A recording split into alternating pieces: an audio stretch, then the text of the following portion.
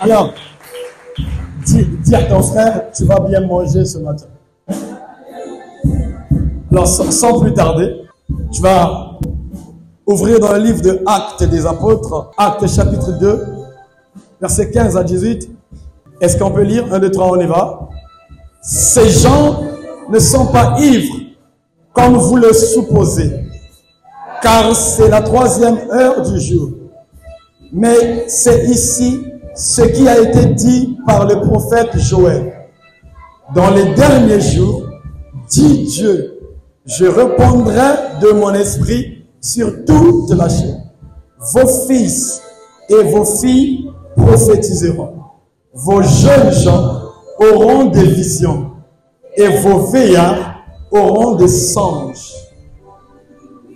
Oui, sur mes serviteurs et sur mes servantes, dans ces jours-là, je répandrai de mon esprit et ils prophétiseront.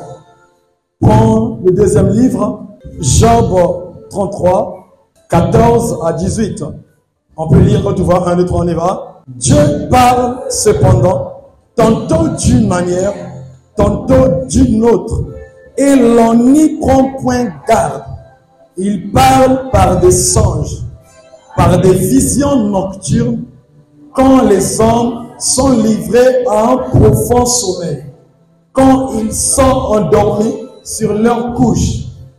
Alors, il leur donne des avertissements et met le sceau à ses instructions, afin de détourner l'homme du mal et de le préserver de l'orgueil, afin de garantir son âme de la fausse et sa vie des coups du glaive.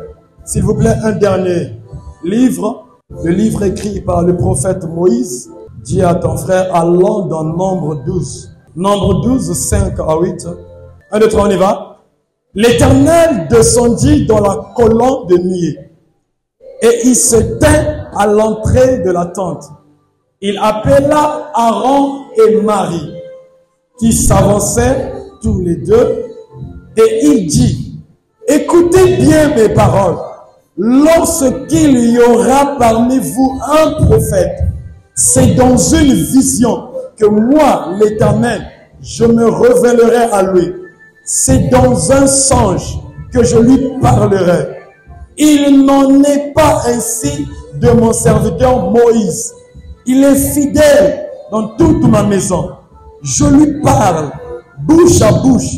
Je me révèle à lui sans énigme. Et il voit une représentation de l'Éternel.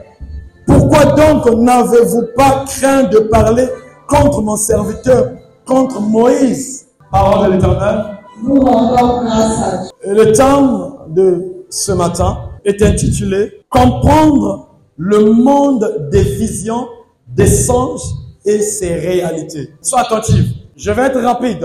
Dieu m'a fait grâce avec beaucoup d'humilité d'interpréter les songes. C'est un don que j'ai reçu de la part du Seigneur. Alléluia. Amen. Et je bénis le Seigneur pour ce don. Alléluia. Amen. Et pourquoi je viens de le dire, pourquoi j'ai commencé par là? Tellement beaucoup de l'Assemblée le savent. Quand ils arrivent à songer, quand ils reçoivent des songes, des rêves en général, ils ou elles ne manquent pas de courir vers moi afin que j'interprète. Mais en passant, je dois te dire, ça ne vient pas de l'homme, ça vient de Dieu. Alléluia. Amen. À un moment donné, quand je reste silencieux et quand je dis à la personne, j'ai entendu. J'ai remarqué après, surtout quand je leur donne pas les interprétations aussitôt, des frères et sœurs dire, mais je t'ai parlé la fois dernière, je t'ai expliqué mon songe, mais tu n'as pas interprété mon songe. Il arrive au moment où tu es en train de m'expliquer le songe, le Seigneur ne me donne pas la révélation. Je dois vous le dire avec beaucoup d'humilité. Voilà pourquoi, avec la crainte de Dieu, je ne peux pas me prononcer sur la chose que Dieu m'a pas révélée. Je ne sais pas pourquoi je dois insister là-dessus. Dans les plateformes sur les réseaux sociaux, nous voyons des serviteurs qui disent, on va vous apprendre comment interpréter les songes. Vous pouvez apprendre ça, mais il y aura tellement de limites. Alléluia. Amen. Parce que généralement, ce qu'on voit ne veut pas exactement dire la même chose. Amen. La base de vérification des songes, puisque tout a été accompli, c'est la parole. Mais il existe des choses où, quand le Seigneur te le révèle, quand tu vas fouiller Genèse et Apocalypse, tu ne verras pas ça dans la Bible. Il faut que Dieu puisse te dire, telle chose veut dire ça exactement. C'est-à-dire que quand tu attends que je puisse automatiquement t'expliquer, c'est là où si Dieu ne me le révèle pas, je dois attendre. Je sais de quoi je parle avec beaucoup d'humilité. Il m'est arrivé un jour Je ne sais pas si c'était une retraite. Je dormais avec ma femme et je ne sais pas si c'était au milieu de la nuit. Dieu a ouvert mes yeux. J'ai vu ma femme. Elle était en train de me manquer le respect au point de gifler même ma maman. Après, quand je suis sorti, c'était une vision nocturne. Quand je suis sorti de cette vision, je commençais à me lamenter. Je me disais, Seigneur, est-ce l'avenir de ma femme que tu me révèles et elle va devenir insolente les jours à venir? Est-ce que c'est la qualité de la femme que j'ai épousée? Alléluia. C'est là où pendant que je me lamentais, par la grâce de Dieu, je me suis encore plongé dans le profond sommeil. C'est là où Dieu me dit, l'image de la femme, en réalité, c'est X. Parce que tu es à la tête de l'église. Celui qui est à la tête de l'église représente Dieu qui est l'époux. Et celui qui conduit le peuple, c'est l'image de l'épouse. Alors, j'ai pris ta femme, l'image de l'épouse. C'est un frère que tu conduis de la communauté qui en réalité, et j'ai compris. C'est là où j'ai dit, waouh! Si quelqu'un se trompe en disant, tout ce qu'il voit, c'est exactement ça, alors vous allez vous tromper. Alléluia. Écoute, j'aimerais tellement plonger parce que il y a beaucoup de secrets, des mystères à décoder de la part du Seigneur. J'attire ton attention. Concentre-toi, il y a beaucoup de choses que tu vas comprendre. Le texte de base qui doit attirer notre attention, c'est celui qu'on venait de lire, Actes 2, 15 à 18. En réalité, ici, c'est l'apôtre Pierre qui a ramené la révélation qui a été donnée il y a longtemps par le prophète Joël, en fonction du temps auquel ils étaient, auquel nous sommes, le temps dernier, le temps de la fin. Il a été dit au dernier temps, le Saint-Esprit va répandre son esprit sur toute chair. Vos fils et vos filles prophétiseront. Vos jeunes gens auront des visions et vos veillards auront des songes. Alors, il est important, ici, on fait mention de visions et songes. Répète après moi, des songes et des visions. Des songes et des visions. Permettez-moi d'expliquer une chose rapidement pour que cela puisse enlever la confusion dans la tête des gens, dans la pensée de certaines personnes. Ne pensez pas que les rêves sont différents des songes ou des visions. Généralement, quand on parle des rêves, c'est, bon, j'ai déjà utilisé le terme, c'est un terme qui est général. Voilà pourquoi vous allez remarquer, dans la Bible, on ne parle pas souvent des rêves, on fait mention sur les songes et visions. Et dans les songes, on peut se rendre compte que c'était une vision nocturne ou simple, réelle, on va en parler, ou encore on se rend compte que c'était un songe. Mais on utilise un terme général qu'on appelle rêve. Quelqu'un comprend? Est-ce que quelqu'un comprend que le mot rêve, c'est juste la généralité? Mais sinon, en réalité, il n'existe que des songes et visions. Quelqu'un comprend? Est-ce que tu es à l'aise là-dessus? Voilà pourquoi tu vas te rendre compte dans la Bible, on ne fait pas mention des rêves, mais on fait mention des songes et des visions. Ceux qui vont bien comprendre l'enseignement, ils auront la capacité de détecter, au lieu de dire en général, j'ai eu un rêve, ils auront la capacité de dire, j'ai eu une vision, ou soit j'ai eu un songe. Je vais parler des remarques que j'ai essayé de voir. Souvent, quand je vois des frères et des sœurs qui viennent me voir, au lieu de me raconter que je puisse entendre, j'ai toujours tendance de les entendre dire, c'était pas un songe, c'était une vision. Je me demande, est-ce qu'ils ou elles sont conscients ou conscients de ce qu'ils disent? À quel moment ils sont sûrs que c'était une vision ou c'était un songe? Parce que la confusion est là. C'est comme si pour lui dire j'ai un songe, non, ça ne vient pas de Dieu. Il doit dire pour, je sais pas, pour attirer l'attention que sais-je. Non, c'était une vision, c'était pas un songe. Alors je comprends que c'est la maladie de quoi?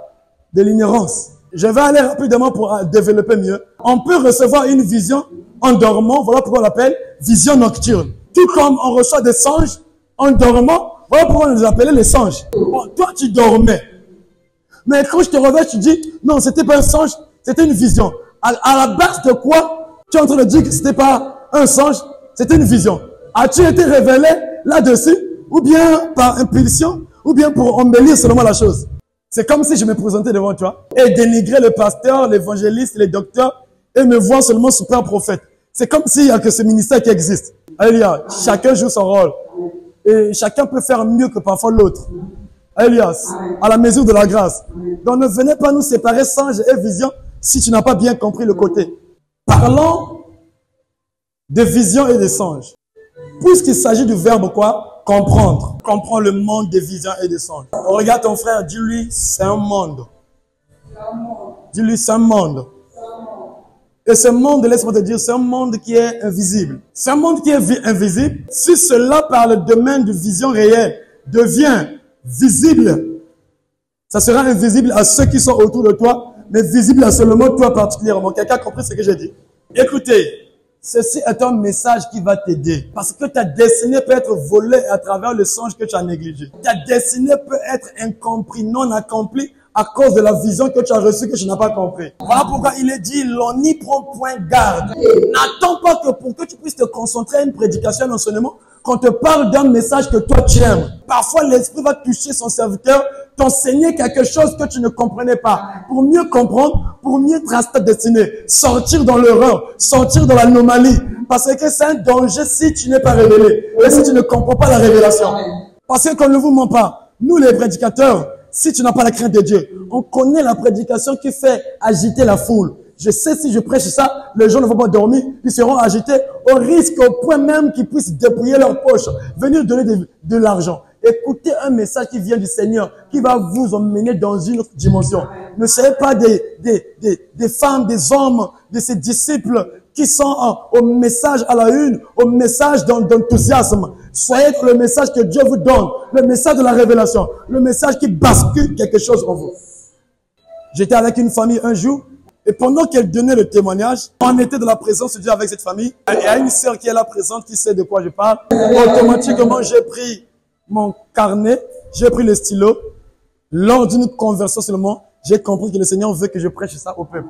Dis à ton frère, à ta sœur, sois sensible à l'esprit. Voilà pourquoi je vous interdis de vous asseoir devant la télévision. Tu vois X pasteur, X prophète, tu commences à noter. Après, tu te lèves, tu commences à prêcher. Ce que tu prêches là n'aura pas de vie parce que ça n'a pas été révélé à Dieu. Alléluia. Les gens comme il y a au lali au rochefort il peut c'est pas un bateau. Ceux qui ont un bateau, ils ont une mauvaise digestion. Il faut donner ce que Dieu nous donne. Quelqu'un est béni. Donc ce que je vous donne, ça a été révélé à Dieu. Et si ça a été révélé de Dieu, c'est pour toi. C'est pour ton bien. Que Dieu te bénisse. J'avais dit que c'est un monde. Voyez-vous que je ne suis pas prêché. Parce que j'aimerais d'abord vous faire comprendre. S'il faut finir à l'introduction, tant mieux. Mais au moins que je puisse mettre quelque chose en toi par la puissance du Saint-Esprit. Quelque chose qui sera gravé aux tables de ton cœur. Afin que plus jamais que tu puisses t'embrouiller. Alléluia. Puisqu'il s'agit du monde des visions et des songes. J'ai dit ce monde. Et dans ce monde, il est tellement invisible, différent du monde réel. Et pour détenir ou prendre les informations de ce monde, il te faut dormir. Tu comprends? Ou si tu ne dors pas, tel que le frère Modeste est là. S'il voit, ce qu'il va voir sera invisible à toi. C'est-à-dire tu ne le verras pas, c'est seulement lui qui le verra. Tel que quand je suis arrivé, la première des choses, j'ai dirigé mes yeux vers cet rangé, Lélia. J'ai vu le frère Guy Ebel. Tellement que j'étais sûr de moi, j'ai béni le Seigneur. Et au moment où je voulais le féliciter, puisque ça a pris du temps, je me rends compte, finalement, qu'est-ce que j'ai vu? Je peux voir une chose que toi, tu te demandes, mais qu'est-ce qu'il a vu? Ou qu'est-ce qu'il est en train de voir? Mais que tu ne vois pas. Voilà pourquoi je t'ai dit que ce monde, et ce monde, c'est un monde qui est invisible. Ce monde. Et ce monde qui influence mieux le monde réel. Si tu te vois grand dans ce monde-là, c'est ta destinée qui doit être accomplie sur ce monde qui ne... Quelqu'un me comprend? Comment ils arrivent à nous voler les étoiles? Parce qu'ils arrivent à voir ce que toi, tu ne vois pas. Et si tu ne comprends pas comment ça marche, comment ça fonctionne, si tu ne comprends, tu ne saisis pas ces révélations de ce monde réel, alléluia, mais qui paraît invisible à l'œil nu, tu peux passer à côté de ta destinée parce que l'on n'y prend point garde. C'est le seul monde où on peut te révéler la personne qui est autour de toi, c'est insensé. Parce que le monde réel te donne l'apparence, la personne devant toi fait 1000 jeûnes pour t'embrouiller, la personne devant toi agit avec humilité, alléluia, il ne laisse pas de traces. Mais ce monde où Dieu te révélera la vraie nature de la personne. Mais s'il vous plaît, avec beaucoup de discernement, parce que ce monde est tellement glissant, dangereux, le diable peut se déguiser. Alléluia. Croyons que ce que tu as vu c'est ça, alors que ce n'est pas ça. Donc il faut qu'il y ait les interprètes avec le discernement comme don aussi, pour savoir à quel moment c'est le diable, à quel moment c'est Dieu. Je parle à une personne. Je ne sais pas si la chaise était cassée, elle dort encore. Donc, pour que la chaise ne soit pas encore cassée pour la deuxième fois, réveillez-la. C'est elle qui doit comprendre ça. C'est elle qui venait, prophète. Namoni motomoko boy. Naboye. Est-ce qu'il y a Zandoki? Avec la maturité spirituelle, j'ai dit, si tu vois pour la deuxième fois, reviens. Namonango deuxième fois. Et ça bongo. Jusqu'à maintenant, je t'ai jamais donné la révélation. Donc, c'est à toi maintenant de comprendre pour que tu puisses maintenant interpréter toi-même. Parce qu'il faut essayer d'interpréter avec sagesse. Parce que d'autres questions, ce sont des pièges. Je suis prophète.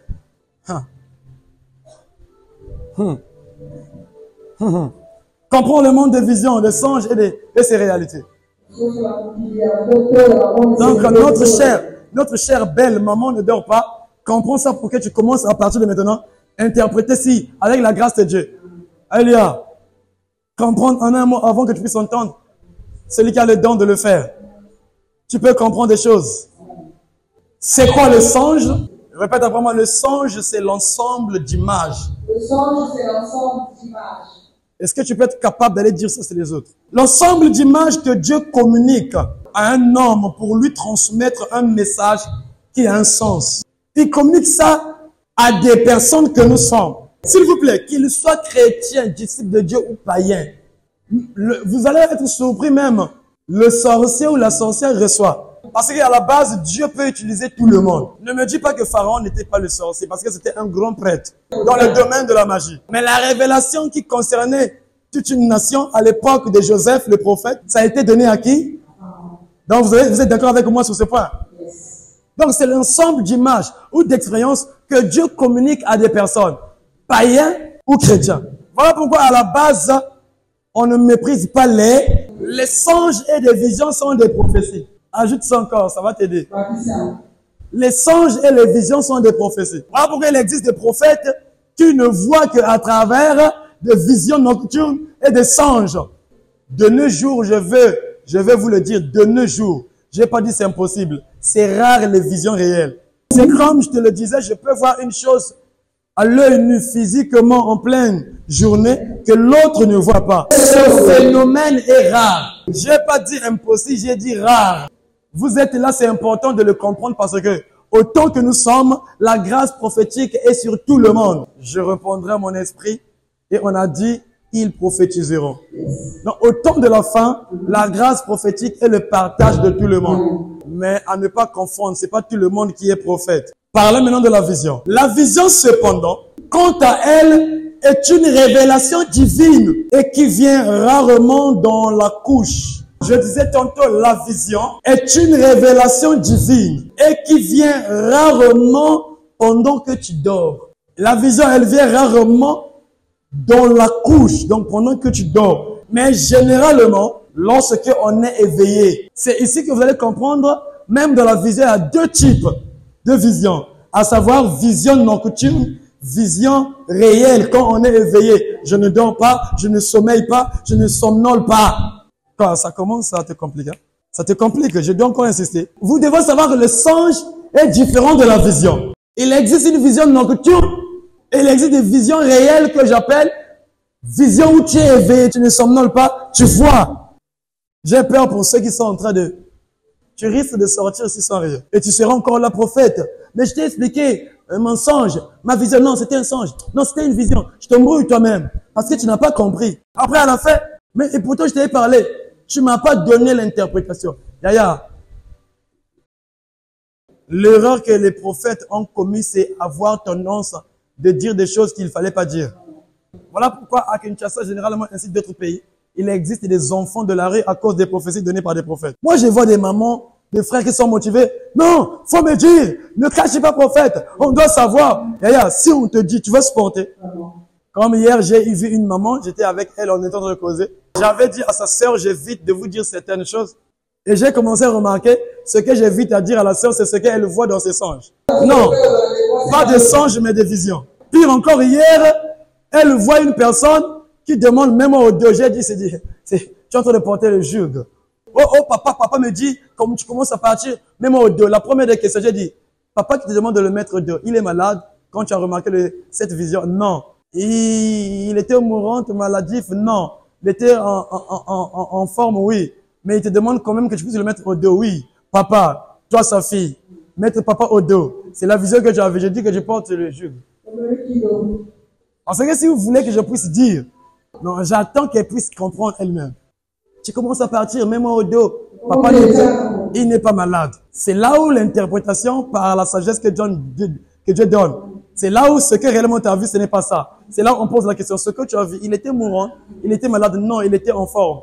Mais il te dit quand même, mets-moi au dos. Utilise un terme où tu commences à partir, mets-moi au dos. Aspirez aux dons et les meilleurs. Demandez à Dieu de vous donner le don d'interpréter. Parce que tu peux interpréter ce que tu ne comprends pas.